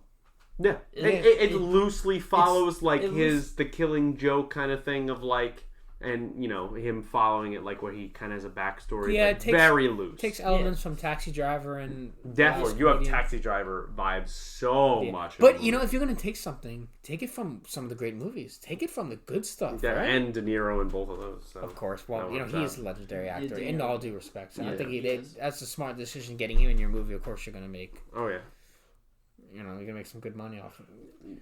It doesn't even matter about star power sometimes, man. If you have a good script, you can make. That's what matters. They put some great actors in some horrible movies. Exactly. And you're like, man, you're just there for a paycheck. That's how I felt about Jennifer Lawrence, man. When she was in the X-Men movies, I felt like you were just why she was there for a paycheck because you are on contract for what was it, six movies, I think it was for X-Men. And she was done. She hated doing the makeup. She wasn't into it. She just that's why spoilers. That's why they killed her in Phoenix. Literally in the first 20 minutes. I don't even want to remember Phoenix anymore. It's not. I don't remember. I feel like it was also the same thing with Gemini Man. With that movie bombed. Completely bombed. I feel like he just did it just because it was money. Dark Fate is bombing too. I think it's costing the studio I think it was $29 million. It topped the box office, but only at $29 million for the weekend. Yeah. I think Paramount it's costing them $100 million. Yeah, they're taking a big. Yeah, they really messed up on this one. I think it cost them $159 million to make it. And then you have marketing. And so they've only made they're still over $100 million. Pretty sure. Yeah, so combine that with the failure of Gemini Man, in trouble. Yeah, that sucks too. That's how these studios go under. That's how you have problems like Sony does. That sucks too because so much great potential for these stories, but they try to redo the same thing, and it's all cash grab. What they try, but people are getting smart out there. They know what they're doing, and they're not gonna. They're tired of it. They don't want to waste their money on a movie they already know.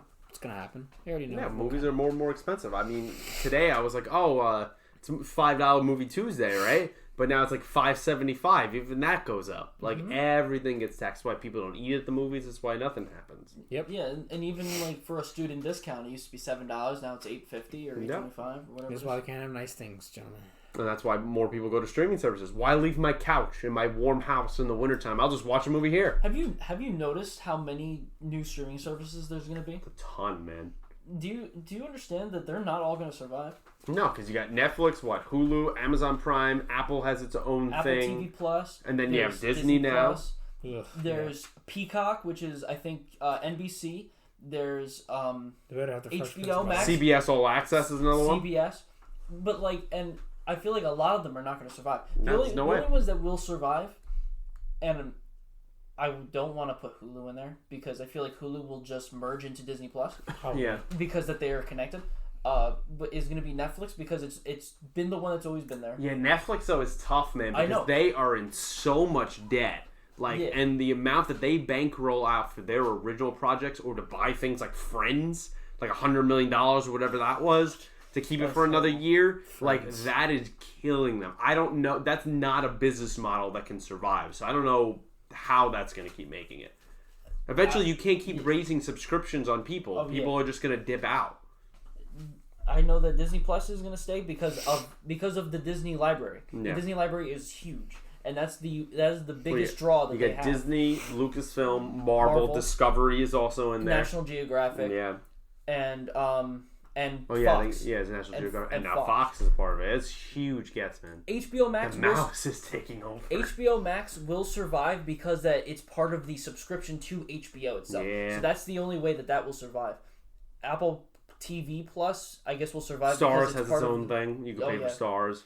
And the ones that are based on a subscription to the actual channel on TV will survive. That's where that Pennyworth show is. You ever watch that? Yeah, apparently it's pretty good. Oh. But you see what HBO Max is making, right? Isn't it Green Lantern? Get our own live action Green Lantern show. I'll pray. Hey, you never know, man. Aren't they also doing like a Game of Thrones prequel? So they were doing one. That one got canceled. Now they're supposed to be doing another. Then you had Benioff and Weiss, who wrote most of Game of Thrones. They left the Star Wars project that they were supposed to be doing, and they're just doing their Netflix deal now. Yeah, well, I mean, Lucasfilm is... The Rian Johnson trilogy is not happening apparently anymore. Because The Last Jedi was... They don't know what they're doing, really. Well, that's because... You just got the TV shows. That's because Bob Iger openly admitted that he feels that it's his fault that he wanted a lot of movies for Star Wars out when he realized that that's not what Star Wars is about. It's an event. It's not, just... So you can't keep pounding out these anthology films. Yeah, you just can't... Then you go back to Solo. You just can't pump out movies. You have to make it an event. Yeah. Every 2 to 3 years, you should be seeing a movie. Well, now it's gonna be a long time. Yeah, there was a time when a Star Wars movie was rare. Like after 1983 until 1999, there was no Star Wars movie. That was a huge deal in 1999. Yeah. And then in 2015, once again, when the prequel trilogy. 10 years later. But now they're doing all these films. It's like Star Wars is supposed to be something special. Yeah. It's supposed to be a once in a generation type of thing. But now it's like, just gotta pump. I'm still excited for Episode 9. I'm still interested to see how it concludes. Yeah, me too. I said this to you guys, and I'll say it again. I don't care if Rey kills the Emperor without any help whatsoever. With any help or specific training, I'm going to walk out of the theater. I'm not going to say anything. I'm just going to walk out of the theater. I'm going to get in my car. I'm going to drive home, and I'm just not going to come out for a while. I'm just going to. It looks like in the trailer, it looks like she's training a decent amount. Yeah. Yeah. I hope it's training. But maybe have a Force Ghost Luke there. Yeah, but also she should not be the one to defeat Palpatine. She's the hero, man. She's the Luke of this franchise. You know it's gonna happen. No, this is Anakin and Luke's story. Anyone says they're dead. No, they're not. Well, they should not be dead. Well, Luke should not be dead. Rey is that new hero. Maybe she's a Skywalker. Who knows? Well, I mean, we know Ben has Skywalker blood in him, right? So he could end up being the hero. I wouldn't mind and then that. die. I would be okay with that. Rise of Skywalker better mean something, right? I mean. Yeah. But if Rey has no reason to kill Palpatine. Like, story-wise, that just wouldn't make sense. I'm interested. She has no connection with this character. I'm interested to see how he even comes back in any way. Yeah. And I just want to see, I have a damn feeling that they're going to also bring Hayden back. They should, right? He was just recently at the Star Wars Galaxy, Star Wars Land or whatever in Disney. Galaxy's. You know, he had a lot of panels for certain things for Star Wars, and they took them off on purpose because I feel like there's something there, man. I feel like he was. Just give us like a 2-minute scene of him as like a Force ghost. Yeah, I'll be okay with that. Like, man, I have that feeling that he is the chosen one. That means something. He's the chosen one. George Lucas has said that. His lightsabers carry through, right? It's his lightsaber that she is reconstructed now, right? Yeah. That's the one that broke, and now it's reconstructed. She put it together again. And George Lucas has even said that no matter what happened, Anakin was still chosen. That's another question, right? They never answered how that got from Cloud City to where Maz Kanata. Well, Rian Johnson didn't care. In the original script, in the original Force Awakens script, that's the first thing you see is the lightsaber with the hand. Yeah. In space, but Maz Kanata has not talked about. I feel like that's a plot point that they have to kind of seal up here in this episode of where the hell that came from. Yeah. At all. Because it was in space. Probably some comic will tell us how. It was in space. Someone picked it up, and then Maz Kanata got it, and she's been holding on to it.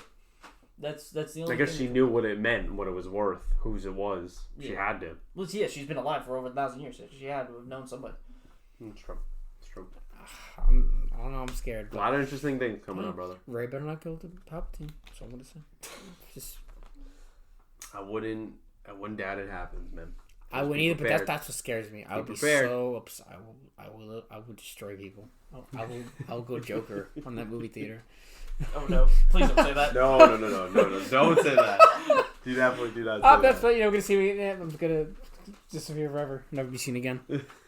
Yeah, now they're gonna get rid of me. Exile. I must go. Failed. I have. Now I'm gonna be exiled by mysterious forces out there. Oh Jesus! That are out there to get me. I've seen him kill himself. What? Stop it! Oh my God. Yeah, but I feel like all these movies are just so. It's just all cookie cutter and then just ship it out. You know, I've not seen many. There's no movies now. Quality movies. There's no movies that I feel like that really motivate us now. No. You know what I mean? No, I mean I want another Rudy, man. I want another Unbreakable. You know, before not Glass, not Remember the Titans. Remember Titans is one of my favorite movies. Like another movie that gets Radio. Top Gun is another one that I love. I love that movie. It's ridiculous. Ever watch Radio? Yes. Yes, that's a movie. I want movies that like inspire me, like motivate me to be better. You know, like I want some hero, like I guess hero stuff, but like older movies, like a lot of older movies, like really motivate me. Right? Yeah. Like like Rudy. Remember the Titans motivates me just because it's about different races coming together and people from different places and joining together despite what the world has to say, I remember a great movie that I still love, Freedom Writers. You ever watch that with Jennifer Garner? I've seen it a long time. I love that movie. It talks about helping kids in these lower class areas who are in this gang life. A lot of races mixed in there. Like I think it's based on a true story. I love that movie. Great message. Yeah, definitely promotes you to want to be better. You can use film to make society better. Like should give a good story that could initiate positive feelings in your audience, and you could literally change the world from a good movie.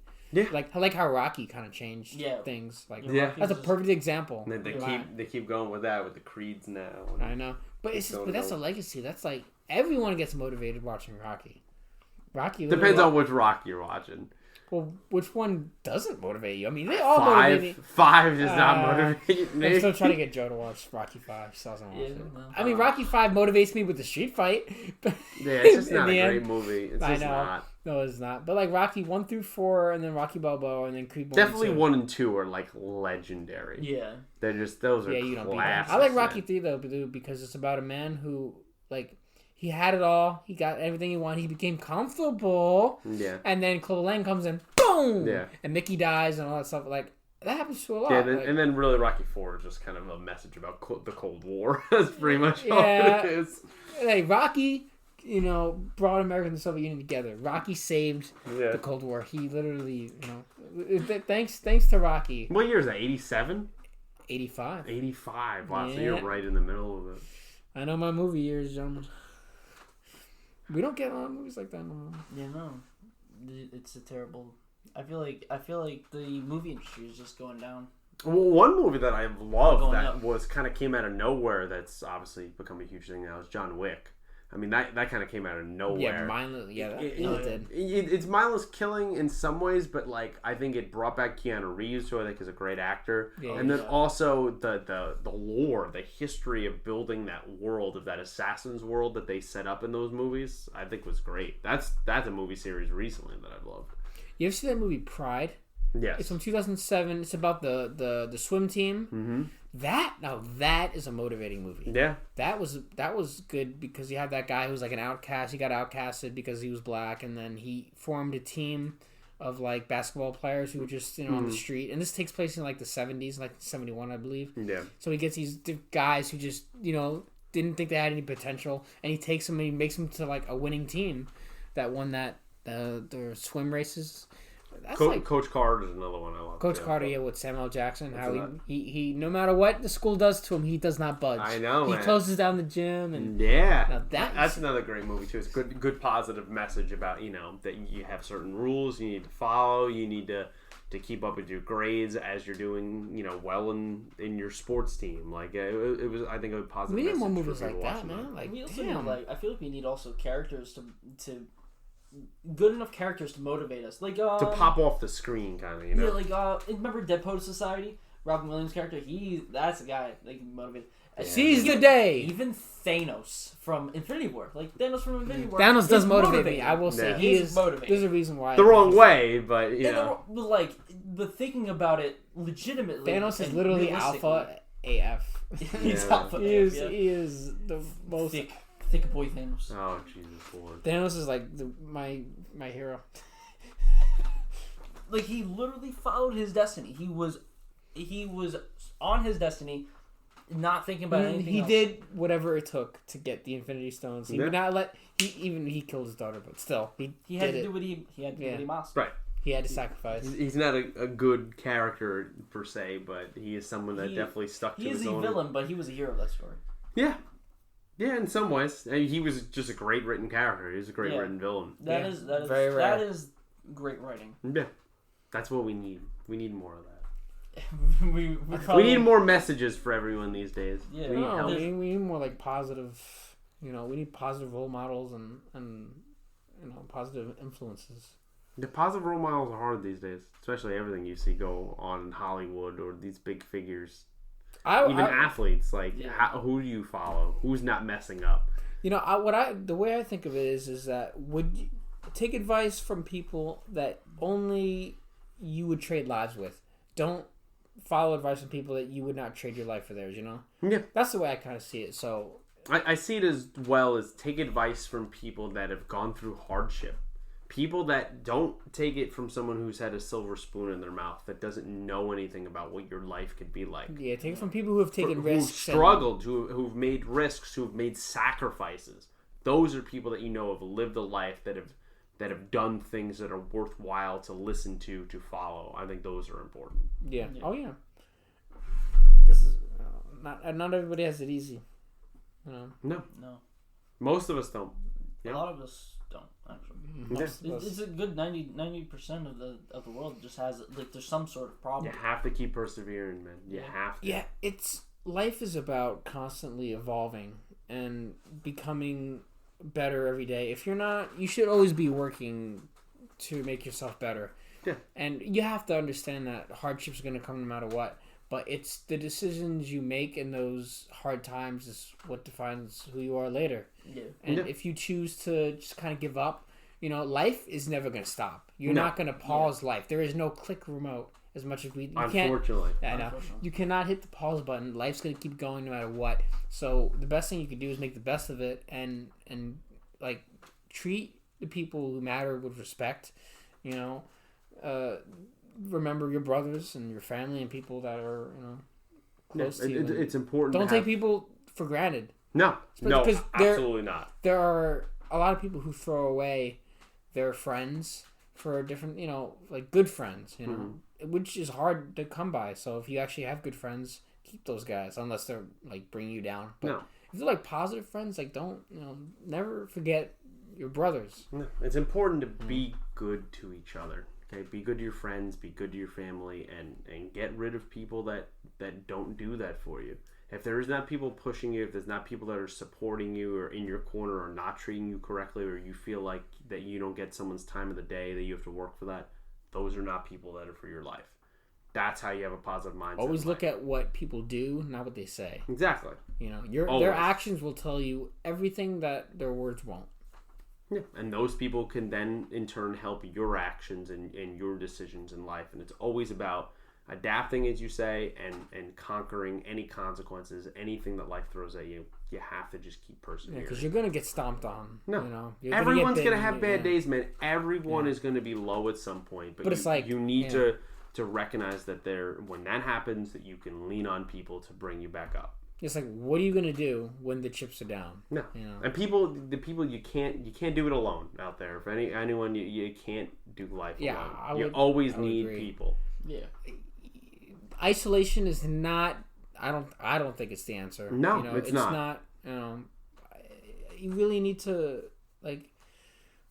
try not to exclude yourself in like your room. You know, you don't have to be alone. There's a difference between having alone time personally for yourself. Oh, There's nothing wrong with that, and isolation where you're not seeing people ever for like extended periods of time. It's not a healthy mindset. It's not good for you. Always lean on people. Don't be afraid to express your feelings and your thoughts. We're social animals. We're meant to communicate. We are constantly. It's just how it is.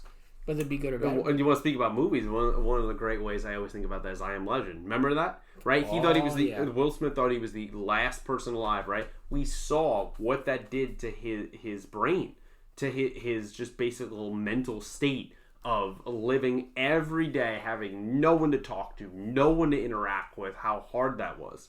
That he was just talking to himself, his dog, to random mannequins in a video store. Right? Yeah. Like that's what happens. We are meant for interaction. We are meant to talk to each other, to be good to each other, and more people need to take that message. Exactly. There's too much too much bad in the world. And constantly being on the internet will not help you either. No.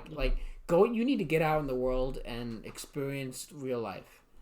I mean, the internet is good for sometimes some things, and absolutely. But sometimes it's good to have a social media break, a cleanse. You need the body language. It's interesting. A lot of people don't understand body language now because there's generations now being raised behind a screen. Yep. And there's not a lot of human interaction. So, I know someone that does like a body language course on the internet, and another person like went in there. And a lot of the body language cues that these guys were being taught was like basically this guy thought it was common sense, but a lot of these guys did not know. A lot of guys really don't understand like a lot of the social like in-person dynamics social that they used to. Yeah. Like people cannot read other people. Like it can become like you can literally become a scam artist and sell a body language course online. You can sell all these courses online, and you can get an audience because people really are not social. They're not being out in the world. They're behind a screen. It's to get people out of that bind can be really hard sometimes. Yeah, it is. It is hard teaching the world again how to actually interact with each other. Yeah, you never thought we'd be at that state, right? Yeah. Where you would have to teach people how to talk to each other. You could spend all day just in your room, just doing nothing and playing video games all day. You need to have it's good to have a social life. It's very healthy important for the mind. To go out and make friends or like do a sport, because I know you've done a lot of sports, and I'm sure that's helped you a lot, whether you know it or not. It probably helped you develop in so many ways. It helps you stay fit. It helps you meet people. It helps you just develop. And it also develops team skills, like create teams and create a brotherhood. Very important. There's so many things that come with. We have to work together as a species. It's how we've evolved. It's how we're going to keep evolving, or. At this rate, maybe devolve. That's why social life, even for people like us, as we've said, here on this podcast, is like we need that after working all day in customer service in that life. You need to have escapes. You need to talk to your friends and your family and get out of that and do fun things. That's why it's always important, that I always try to schedule like hangouts with my friends. Like because you could get lost in that, man. I mean, days turn into weeks, turn into months. Like it's so easy. Like it's hard. And you turn around and be like, "Oh, I saw you recently," right? And they're like, "No, dude, that was like 6 weeks ago." And you're like, "Holy crap!" Like that was that long ago. Like that easily happened. I think at least one time every week or two, at least you should have, you know, a group of friends Something. that you hang out with. I agree. You know, I definitely agree. otherwise it'll just end up very bad. And that's why we got together here, right? Exactly. That's why we're having fun. We're doing this tonight. Exactly. That's why which is one of the good, it's one of the good things that I will say about the internet is that you can people. There's a weird thing, like people like to hear conversations. So this is why like podcasts are like fairly new, but Yeah. it's like I love podcasts. people like really enjoy to hear other people talk, and they like to hear other, because we like to listen to each other, like to hear what we have to say, and we get to reflect on what other thoughts are, and we get to make our own thoughts based on those thoughts. Yeah. And it's all communication. So if you're gonna use the internet, at least use it in a way that's productive for your mind. Yeah. Use it in a way like, Beneficial or to at yourself. least use it to talk to other people. Like at least exchange ideas. Yeah. You could learn something new any day that could change your life. Change you the world, You man. can have an easy epiphany Oh yeah. just by sharing thoughts with some. That's like a mentor and an apprentice. The master and the Master and the apprentice. apprentice. You'll always be learning something. You'll never know everything, and there's always something to learn, and there's always something to progress in. If you're not good at something and you want to get good at it, go get good at it. And when you're done, when you become a master at that, go do something else. And there's always different levels of life to compete at and to evolve from. We're meant to keep learning, man. That's how we're designed. We have to keep going. There is no end to the journey. No. There is no end game. No. Your end game could happen every moment. It's what you do with the moments that you have now that will matter later. Yeah. I think it was well said. Do you want to end there? Just kidding.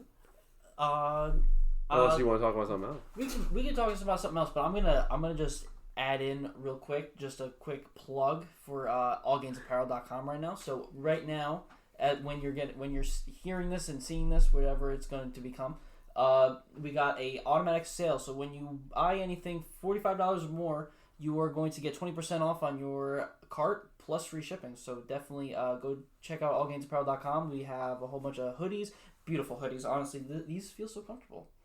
These hoodies. If Mike and I are both wearing at the moment All Games Apparel hoodies that you can buy on allgamesapparel.com. Actually, I will say they're very comfortable. And we have new sweatpants. I'm actually going to be getting those sweatpants in. So I'm going to definitely check those out. If you add some good cologne to these sweatshirts, you will get laid. So don't start those guarantees. Yeah, don't come out with a knife because you're a night dingo. I'm sorry. But yeah, so definitely go check out allgamesapparel.com. We got hoodies, sweatshirts. They're completely different. Know about it. Sweatpants, socks. The socks are actually weird. We're gonna get hats. Hats are coming soon. Pete, hats will come in soon. Okay, I like that. I promise. And the beanies. Yeah. And the beanies. Okay, for the winter time. Yeah, That'll be I good. just gotta tweak a few things and I can get those beanies in real quick. And we got shirts, tank tops, beautiful stuff. Honestly, especially got to get them in now before summer. Yeah. Just tank tops. Yeah, Pete, tell us about your YouTube channel, man. So I run a YouTube channel called Clueless Gamers. What is it called? Clueless Gamers. Okay. And so I started this, probably 5 years ago now. So I basically reviewed movies I started and do TV show reactions, trailer reactions, stuff like that. And it was just a fun thing that I started with one of my friends and brought more friends in and out. You guys have been on it as well. We have a Star Wars video doing pretty well right now. We had two. We had one a couple years ago. That was another one that blew up as well. So if you ever want to check that out, pretty much any nerdy culture in general. I'm doing a lot of movies these days. Hopefully, I would like to do a Joker review soon, but if that doesn't happen, I'm definitely down. superhero shows getting back to. I also partake on my friend's channel. He does Yu-Gi-Oh! Everything. It's very popular. Yu-Gi-Oh! Based channel, so I'll be doing reviews over there, legacy reviews for the older shows. So if you ever want to check me out there or on Clueless Gamers, feel free. Yes, we'll have all of those links in the description of this podcast because there's gonna be a lot of actually links going in there. But yeah, I really enjoy Clueless Gamers and Yu-Gi-Oh! Everything. It's a lot of fun. Thanks, I love being part of your videos. It's great. We try to have as much fun as possible, and I think we have fun when we do videos together. So it's fun to bounce off each other, to share our nerdy thoughts, and for you guys to comment out there. So yeah, definitely check it out if you're interested in anything like that. Yeah, I want to get Dylan on here for a podcast. Yeah, and both of you. Maybe you guys could be on there too. Yeah, I really wanna ask him a lot of questions. Actually. Yeah. It'll be fun. As you build, like I always told you guys, like off camera, it's like takes a long time to build a community, to build up and to grow. It took me a long time. It's taken Dylan a long time as well, and obviously he's someone who's really become successful. But not everything happens so quickly, but you have to keep going. You have to keep persisting. The important thing is consistency and good content. That will keep people around. Authenticity as well. People know, especially in this digital age, that you could be. People just don't want to be sold on something. No. They want to know that you're being yourself, and you're not just trying to scam them. And I completely understand that. It takes one popular video, and that could just light the spark under your channel, where most of the public will then notice. YouTube algorithm will send you to the popular page, and that's all it takes. It takes one video to make your Apple II product of your company. Basically, this is basically the best way to look at it. But yeah, that's all it takes, man. So I always told you guys, just keep going, keep pursuing, keep building. Yeah. And I'll help in any way I can. I'm sure there's a lot more guests here. Nick maybe will be back next time or something else. We'll have you come back. Yeah. Hey, if you welcome me, I would definitely come back. So it was a lot of fun. Love you back. Love you back. I want to get Dylan in here too. Yeah. We're always trying to spread the positive vibes. Yeah. There's some, and also sometimes there are things that people need to hear. I believe that there are certain things people need to hear at certain moments, and hopefully I'll give someone that moment of some kind of truth. It just takes one person, man. You change one person's life. It takes one sentence to hit that. And it's worth it. And just change. Hit their epiphany button. Light that epiphany, man. I love it, man. I love it. It was a lot of fun, boys. I had a good time. Yeah, this was a lot of fun, actually. This is we're just about to hit 2 hours too, which is great. See, how good am I? It's 150. Hey. This guy, Mike, take us out, Mike. All right, guys. All right, so so this was podcast 3. This was a great time, and definitely like and subscribe to All Games Mindset. Also subscribe to Clueless Gamers. You do everything. Please help show some support. Show some support to all of us. Also, check out our social medias. They are going to be down in the description below. Also, support All Games Apparel. By doing that, it will help us create more podcasts. So we were only doing these once a month. We want to do them more. So if you guys definitely come and support us, we need your help. If you come and share it around, support allgamesapparel.com. Support All Games Mindset. It'll be a lot easier for us to create more podcasts, get more people on here. And we can do more discussions and talk about all these great things. So definitely do that. Stick around. We have a lot more videos coming soon. A lot more content coming soon. We're creating a lot more things to help you in your life. We're trying to create a workout book that you can totally use at the gym and stuff. We definitely, because we want one, so we're gonna totally just make one to and help everybody out with that. So I'm actually gonna get started on that probably after this. But again, like and subscribe, and we will see you very soon. Yeah, guys, keep eating healthy, keep setting positive vibes, and keep supporting your loved ones because they love you.